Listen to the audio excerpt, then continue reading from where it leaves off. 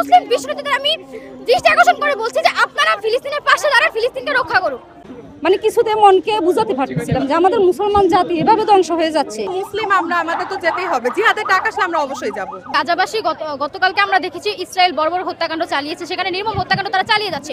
মার্কিন যুক্তরাষ্ট্র ইউরোপ যে পরিমাণ তাদেরকে মিলিটারি সহায়তা দিচ্ছে, তাদেরকে যে পরিমাণ সৈন্য সহায়তা দিচ্ছে, তার তুলনায় আরব বিশ্বের যে আমাদের পলিটিক্স আছে অথবা আরব বিশ্বের আমাদের যে মজুদ আছে তা অনেকাংশে কম, যার কারণে হয়তো আরব বিশ্ব তার পাশে দাঁড়াচ্ছে না। কিন্তু আরব বিশ্বের এখানে অবশ্যই স্বার্থ আছে, যার কারণে আজকে ফিলিস্তিনের পাশে তারা মুসলমান কান্ট্রি হয়ে তারা দাঁড়াচ্ছে না। তারা আজকে মুসলমান যে ভাই বোন তাদের আত্মা তাদের কানে পৌঁছাচ্ছে না। সেই কারণে যখন গাজা থেকে আমরা কোনো একটা নিউজ পেয়েছি অথবা যখন আমরা ফিলিস্তিন থেকে যখন আদেশ পেয়েছে যে সবাই যেন গ্লোবাল একটা স্ট্রাইকে দাঁড়ায়, সে কারণে আমরা আমাদের জায়গা থেকে চেষ্টা করছি। আমার খুবই খারাপ লাগছে, আমার ছোট ছোট বাচ্চারা পর্যন্ত ফিলিস্তিনের জন্য মানে ওরা দুঃখ প্রকাশ করতেছে।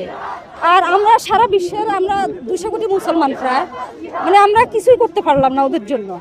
এটা ভেবে মানে নিজের কাছে নিজেকে খুব ছোট মনে হচ্ছে, যার কারণে আজকে আমি আসলে বাসা থেকে নিজের ইচ্ছা আমি চলে আসছি। আমার মানে কেমন জানি মনে হচ্ছে এটার বিরুদ্ধে আমার প্রতিবাদ করা উচিত, আমি ওই মিছিলে অংশগ্রহণ করা উচিত, আমি ওই বিক্ষোভ সমাবেশে অংশগ্রহণ করা উচিত।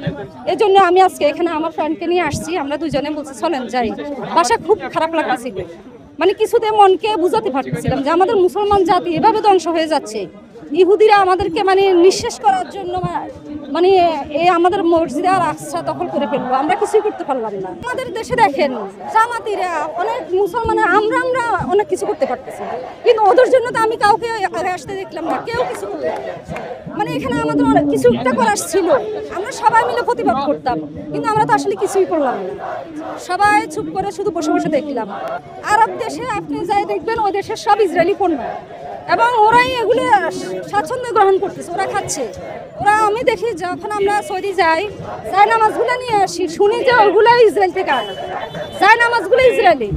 ওই দেশে যাই আমরা যে অনেক কিছু খাই, ওই দেশে দেখি আমি সৌদি আরবের মতো দেশে দেখি আমি ইসরায়েলি পণ্য, ওরা বয়কট করতেছে না, ওরা খাচ্ছে। এইটা আর কি, এখন আসলে আমাদের আর করার কিছুই নাই।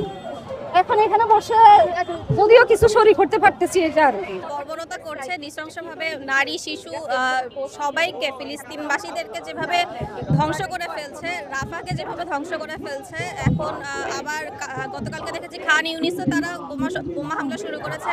আমরা চাই অবিলম্বে ইসরায়েল এটা বন্ধ করুক এবং মুসলিম বিশ্ব, বিশেষ করে আরব বিশ্ব যেন এটাকে প্রতিহত করে এবং প্যালেস্তাইনের জন্য তারা আরও সহযোগিতা করে। দরকার হলে তারা আর্মি পাঠায়, যাতে ফিলিস্তিনের মানুষগুলো একটু স্বস্তি পাক যে তারা হচ্ছে এই যে অমানবিক একটা ট্রমার মধ্যে দিয়ে যাচ্ছে সেখান থেকে তারা বের হয়ে আসে। তারা কেন কোনো কিছু বলছে না? তাদের তো সবার আগে প্রোটেস্ট করা উচিত, যেহেতু ইসরায়েলের আশেপাশে তো আরব সবই ঘিরে রেখেছে। তারা কিছু করলে তো এত কিছু হতোই না এতদিন। এটা তো আমাদেরও কোশ্চেন যে তারা কেন নিশ্চুপ এখন। আমি বলবো ঐক্য নাই তা না, ঐক্য আছে বলে তো আমরা আজকে একত্রিত হতে পারছি, তাই না?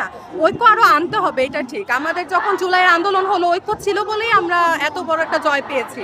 আমরা ইনশাল্লাহ এখনো জয় পাবো আল্লাহ আমাদের সাথে থাকলে। মুসলিম আমাদের তো যেতেই হবে, জিহাদের টাকা আসলে আমরা অবশ্যই যাবো। যে তারা যদি তেলে স্ট্রাইক করতো তাহলে তো ওদের আসলে কোনো অপশনই থাকতো না। জ্বালানির সবথেকে বড় হ্যাঁ, বড় মাধ্যম তো ওদের থেকে আসতেছে।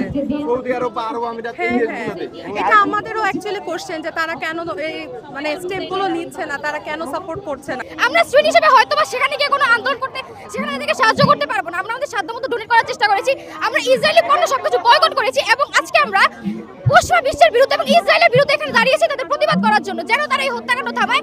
এবং মুসলিম বিশ্বনীতিদের আমি দৃষ্টি আকর্ষণ করে বলছি যে আপনারা ফিলিস্তিনের পাশে দাঁড়ান, ফিলিস্তিনকে রক্ষা করুন।